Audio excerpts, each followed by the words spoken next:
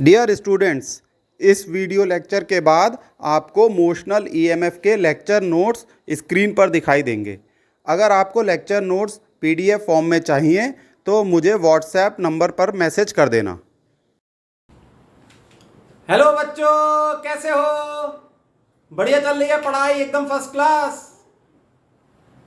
हम कौन सा चैप्टर पढ़ रहे हैं? Electromagnetic induction. और इलेक्ट्रोमैग्नेटिक इंडक्शन में हम बहुत कुछ पढ़ चुके हैं। बहुत कुछ यानी म्यूचुअल इंडक्शन, सेल्फ इंडक्शन, और ये जो इंडक्शन है किस पे बेस्ड है? फैराडेज लॉ, फिर लेंज लॉ, बहुत कुछ पढ़ा है। और आज हम पढ़ रहे हैं मोशनल ईएमएफ। इमोशनल नहीं, मोशनल ईएमएफ। वो ईएमएफ जो किसी कंडक्टर के मोशन से जनरेट होती है। मोशन ऐसी हवा में नहीं हो रहा, किसी मैग्नेटिक फील्ड में वो मोशन हो रहा है। जैसे हमने ये मैग्नेटिक फील्ड बना दिया है। इस मैग्नेटिक फील्ड का मैग्नीट्यूड है कैपिटल बी, और इस तरीके का क्रॉस क्या शो कर रहा है? इस तरीके का क्रॉस ये बात शो कर रहा है कि मैग्नेटिक फील्ड की डायरेक्शन अंदर है। अंदर मान लो ये एरो है, एरो, तो इस तरीके से मैग्नेटिक फील्ड की डायरेक्शन है बोर्ड के अंदर। क्रॉस एरो की टेल को शो करता है। ये बात तो पता ही है, फिर भी बता देते हैं, चलो कंसेप्ट क्लियर। अब इस मैग्नेटिक फील्ड में एक कंडक्टर रखा हुआ है। ये है वो कंडक्टर, ठीक। कंडक्टर की लेंथ है L। ये हो गई साहब कंडक्टर की लेंथ। और कंडक्टर इसमें मूव कर रहा है v वेलोसिटी से। v वेलोसिटी,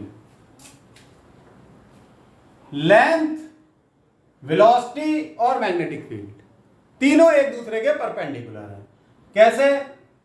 मैग्नेटिक फील्ड तो ऐसे अंदर, देखो मैग्नेटिक फील्ड अंदर, वेलोसिटी ऐसे है, ठीक है। कंडक्टर रखा कैसे गया है? ऐसे।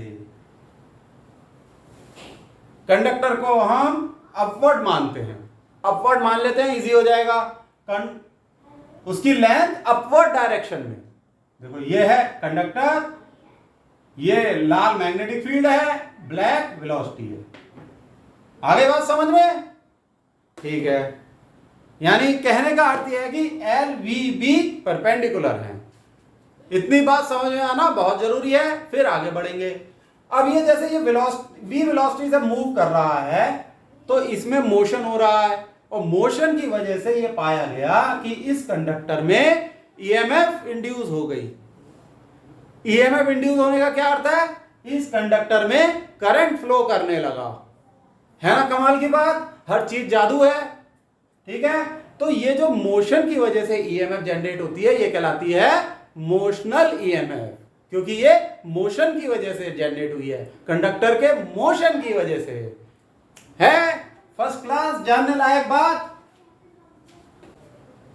तो मोशनल ईएमएफ यानी मोशनल इलेक्ट्रोमोटिव फोर्स की डेफिनेशन लिख लेते हैं। अच्छा, इससे पहले ये तो आपको हम बता दें या याद भी होगा कि ईएमएफ इलेक्ट्रोमोटिव फोर्स कोई फोर्स नहीं है, ये पोटेंशियल डिफरेंस होता है। बहुत पहले पढ़ा था, लेकिन सबको पता है, हमें भी पता है, आपको भी पता है। EMF is a potential difference. तो आओ इसकी डेफिनेशन लिखते हैं। An EMF induced in a conductor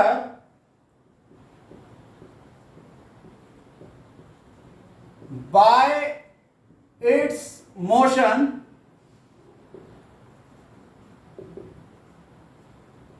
relative to a magnetic field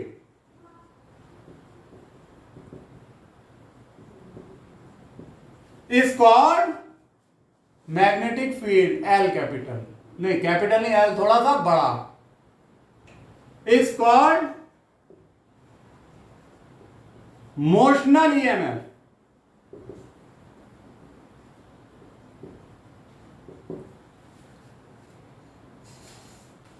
इसका फॉर्मूला होता है E equal to B L we.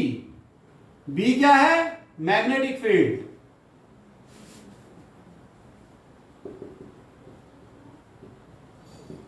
L length of conductor, V velocity of motion of conductor. एक important point आप note कर लो, B L V are perpendicular to each other. ये तीनों एक दूसरे के परपेंडिकुलर होते हैं, स्टार लगा के। B L and V are perpendicular to each other. जब ये परपेंडिकुलर होते हैं एक दूसरे के, यानी कि ये जो कंडक्टर है ये मैग्नेटिक फील्ड के परपेंडिकुलर मूव कर रहा है, तो ही तो ये मैग्नेटिक लाइंस ऑफ फोर्स को काटेगा। भाई मैग्नेटिक लाइंस ऑफ फोर्स ऐसे जा रही हैं, ठीक है। मान लो ये कंडक्टर है, ब्लू मार्कर से दिखाते हैं। मान लो ये कंडक्टर है, ये ऐसे चल रहा है, जूम, ये काट रहा है, मैग्नेटिक लाइंस ऑफ फोर्स को काट रहा है। इसीलिए ईएमएफ जनरेट होती है और करंट प्रोड्यूस होता है, ठीक है। इसको नोट डाउन कर लो बच्चों। इंड्यूस ईएमएफ का फॉर्मूला होता है E equal to B L B. अब इस फॉर्मूले को हम ड्राइव करेंगे। तो ये हमारा मैग्नेटिक फील्ड है बोर्ड के अंदर, ये हमारा कंडक्टर है। इस फॉर्मूले को ड्राइव करने के लिए हमने एक वायर लिया, ये वायर है, और इस कंडक्टर को हमने इस वायर के ऊपर रख दिया, तो ये एक रेलगाड़ी बन गई। यानी कि ये तो रेल है और ये रेलगाड़ी, ये रेल v वेलोसिटी से मूव कर रही है, या कहें तो ये रेलगाड़ी इस रेल पर v वेलोसिटी से मूव कर रही है। और इसका यहां से यहां तक डिस्टेंस, यानी इस लाइन से इस कंडक्टर का डिस्टेंस है x। यहां तक की बात समझ में आ गई? वेलोसिटी v इस डायरेक्शन में, ये लेंथ है, मैग्नेटिक फील्ड अंदर को, ये डिस्टेंस x। अब हम फॉर्मूला ड्राइव करेंगे। ये जो लूप बन गया है, एक ये लूप बन गया है, इस लूप का एरिया क्या होगा? देखो, एरिया ऑफ द लूप,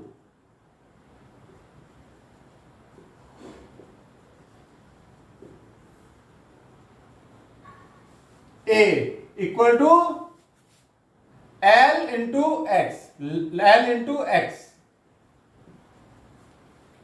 जब ये कंडक्टर आगे को मूव करेगा इस डायरेक्शन में, तो ये एरिया चेंज होगा, ठीक है। ये एरिया चेंज हो जाएगा, जाहिर सी बात है, इसमें कोई शक नहीं, टिप टॉप।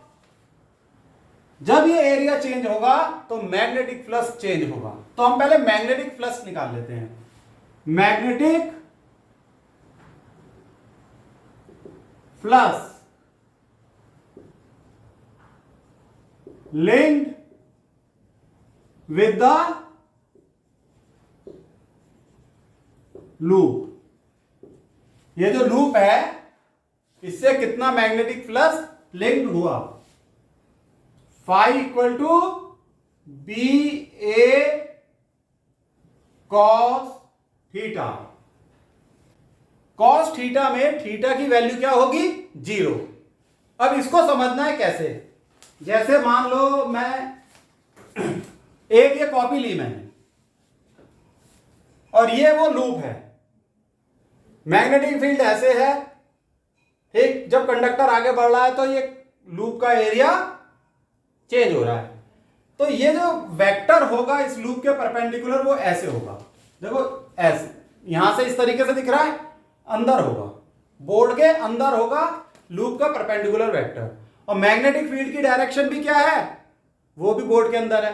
यानी एरिया की डायरेक्शन भी बोर्ड के अंदर, मैग्नेटिक फील्ड की डायरेक्शन भी बोर्ड के अंदर, दोनों के बीच का एंगल 0, इसलिए theta 0।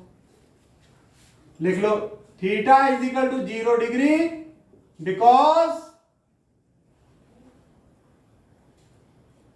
Area vector and magnetic field vector are perpendicular to the board inward perpendicular है।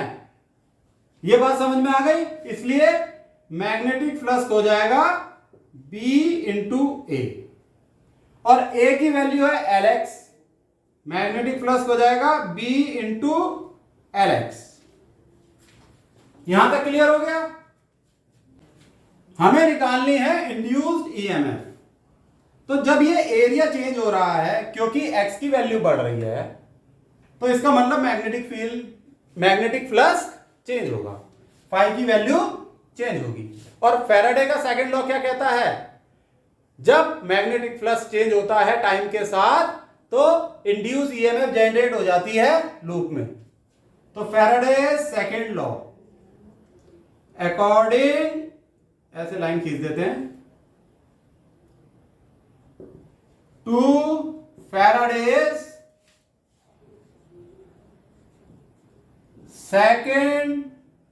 सेकंड लॉ, फैराडे का दूसरा नियम, इंड्यूस ईएमएफ कितनी होती है, minus d phi upon d t, minus d phi upon d t. Induce EMF का magnitude तो d phi upon d t होता है। माइनस साइन ये इंडिकेट करता है कि ये जो इंड्यूस ईएमएफ है rate of change of magnetic flux को अपोज करती है। यही हमारा लेंस लॉ होता है। तो माइनस साइन आया लेंस लॉ के अकॉर्डिंग। अब हम लेके चलेंगे सिर्फ मैग्नीट्यूड, ठीक है। Magnitude of induce EMF equal to magnitude of d phi by d t. हम फाई की जगह रखेंगे बी एल एक्स, तो ये आ जाएगा d upon d t of B L x. देखो ये बात क्लियर है। चलो ये आप नोट डाउन कर लो, मैं रब कर रहा हूं। कर लिया, चलो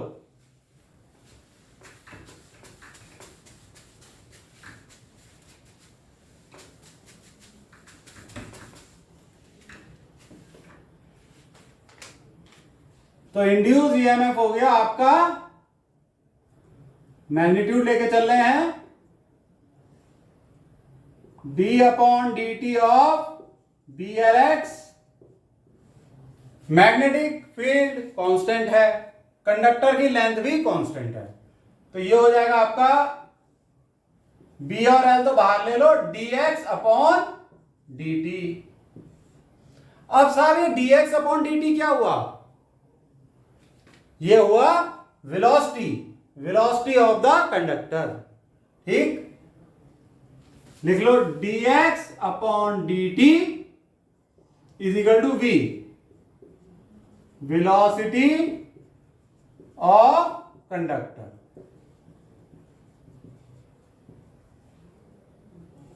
Therefore, induced EMF equal to BLV। ये इंड्यूस ईएमएफ का मैग्नीट्यूड हुआ। तो हमारा फॉर्मूला ड्राइव हो गया E equal to B L we.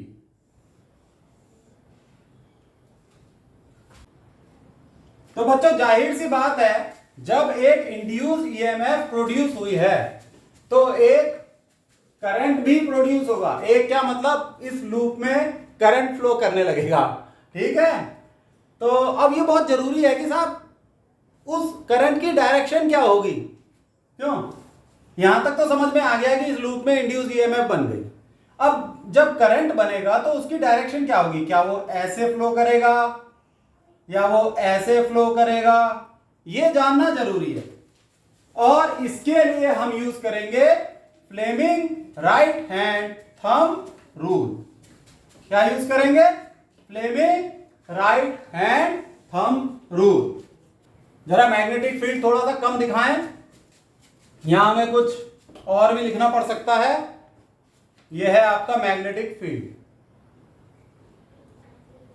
अब हमें डायरेक्शन निकालनी है करंट की, क्योंकि कई बार एग्जाम में क्वेश्चन आ जाता है कि जो ईएमएफ इंड्यूस हुई उसकी पोलैरिटी बताओ। देखो हेडिंग डालो, हेडिंग क्या लिख लो, to find the direction of induced current. उससे पहले यह जरूर लिख लेना, since EMF is induced therefore a current will be produced which is called induced current. ये हम फैराडेज लॉ में पढ़ चुके हैं, यानी ये तो कई बार मैं आपको बता चुका हूं पुराने वीडियोस में। तो वो जो पुराने वीडियो हैं वो देख लेना बच्चों, इसी प्लेलिस्ट में। अब इसमें क्या है कि ये जो उंगली है, ये उंगली ये मैग्नेटिक फील्ड की तरफ होगी। मैग्नेटिक फील्ड देख रही है उंगली, अंगूठा वेलोसिटी की तरफ, और ये वाली उंगली ये करंट की डायरेक्शन बताएगी। ये जो हिल रही है ना उंगली, फड़फड़ा रही है, ये करंट की डायरेक्शन बताएगी। देखो फिर से, ये मैग्नेटिक फील्ड, ये वेलोसिटी की तरफ, और ये करंट। अब मैग्नेटिक फील्ड है ऐसे, ऐसे है, वेलोसिटी है ऐसे, अंगूठा अंगूठे की तरफ, तो करंट कैसे होगा, ऐसे ऊपर की तरफ। देखो मैग्नेटिक फील्ड, वेलोसिटी, अंगूठा अंगूठा वेलोसिटी की तरफ, और ये उंगली करंट की तरफ। ये फड़फड़ा रही है उंगली, ऊपर की तरफ होगा करंट। तो ये हो गया आपका करंट आई। आई ऐसे फ्लो करेगा लूप में, ठीक है। अब इसकी पोलैरिटी, यानी कि अगर इसमें ईएमएफ प्रोड्यूस हो रही है तो ये एक बैटरी की तरह बिहेव करने लगा, तो इसकी पोलैरिटी कैसी होगी। देखो करंट ऊपर को फ्लो करेगा, ठीक, आई, यानी पोलैरिटी ये होगी, ये ऊपर वाला पॉजिटिव, नीचे वाला निगेटिव। आगे बात समझ में। अगर यही वेलोसिटी की डायरेक्शन चेंज कर दो या मैग्नेटिक फील्ड की डायरेक्शन चेंज कर दो तो पोलैरिटी चेंज हो जाती। जैसे मान लो मैग्नेटिक फील्ड आउटवर्ड होता, तो इधर आके बताता हूं, तो ये उंगली मैग्नेटिक फील्ड की तरफ ऐसे पॉइंट करते, ठीक है, और अंगूठा वेलोसिटी की तरफ, करंट नीचे की तरफ, तो पोलैरिटी चेंज हो जाती।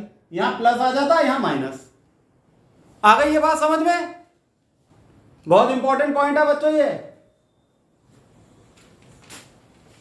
ये मिट गया भाई, एक्स लिख लो यहां। तो इस चीज को नोट कर लो कि डायरेक्शन हम निकालते हैं फ्लेमिंग राइट हैंड रूल से। बाकी अपने वीडियो में देख ही लिया है आपने कि कैसे निकालते हैं। एग्जाम में आ जाए तो बस ये लिखना, by Fleming right hand rule the direction of current is upward, और पोलैरिटी ऐसी हो जाएगी, प्लस साइन ऊपर माइनस साइन नीचे। अब बच्चों एक स्पेशल केस देखते हैं जब वेलोसिटी मैग्नेटिक फील्ड के परपेंडिकुलर नहीं है। यहां तो ऐसे जा रहा है कंडक्टर, ऐसे ना जाके ऐसे जाएगा। आई ये बात समझ में, कंडक्टर ऐसे जा रहा है, ऐसे, मैग्नेटिक फील्ड है ऐसे अंदर को, तो वेलोसिटी पहले तो ऐसे थी लेकिन अब ऐसे है, तो अब कहानी बदल जाएगी। तो सिचुएशन ये हो जाएगी, ये मैग्नेटिक फील्ड है बी, ये कंडक्टर हुआ, सही बात, और वेलोसिटी परपेंडिकुलर ना होके एक एंगल पे है, ये है वेलोसिटी। हमें इसका कंपोनेंट लेना होगा, यानी वेलोसिटी जो है थीटा एंगल बना रही है मैग्नेटिक फील्ड से, ये एंगल है थीटा। तो इसका जो कंपोनेंट ये होगा मैग्नेटिक फील्ड की तरफ, वो तो हो जाएगा v cos थीटा, ये b है v cos थीटा, ये तो मैग्नेटिक फील्ड की तरफ हो जाएगा। मैग्नेटिक फील्ड के परपेंडिकुलर एक कंपोनेंट होगा और वो इस कंडक्टर के भी परपेंडिकुलर होगा, वो होगा ये, दिख रहा है बोर्ड में। ये जो कंपोनेंट होगा इसे हम ऐसे दिखाएंगे, v sin थीटा। भाई बोर्ड के परपेंडिकुलर ऐसे तो नहीं दिखा सकते भाई, एक तो ये कंपोनेंट हुआ, एक ऐसे, क्योंकि वेलोसिटी कंपोनेंट है ये, वेलोसिटी इस डायरेक्शन में है, थीटा एंगल, ये मैग्नेटिक फील्ड की तरफ हुआ और ये उसका दूसरा कंपोनेंट हुआ जो कि बोर्ड के परपेंडिकुलर होगा, यानी v sin थीटा। तो ये जो v sin थीटा है ये मैग्नेटिक फील्ड को काटेगा, परपेंडिकुलर कंपोनेंट ही मैग्नेटिक फील्ड को काटेगा, यानी जो फ्लक्स में चेंज आएगा वो परपेंडिकुलर कंपोनेंट की वजह से आता है। तो v cos थीटा तो इनसिग्निफिकेंट हो जाएगा, तो अहमियत किसकी रह जाएगी, v sin थीटा की। तो ये जो फॉर्मूला था इंड्यूस ईएमएफ का BLV, ये इस केस में हो जाएगा BLV sin थीटा, ये याद रखना, ठीक है। न्यूमेरिकल में काम आ सकता है। थीटा क्या है, angle between magnetic field vector and velocity vector, ठीक है। तो मेरे ख्याल से आज के लिए ये डेरिवेशन बहुत है, इंपॉर्टेंट डेरिवेशन है, इसे सही से समझ लो। डेरिवेशन से कंसेप्ट क्लियर होते हैं और कंसेप्चुअल प्रॉब्लम सॉल्व करने में आसानी रहती है। सही है बच्चों, आज के लिए इतना बहुत है। Bye, see you.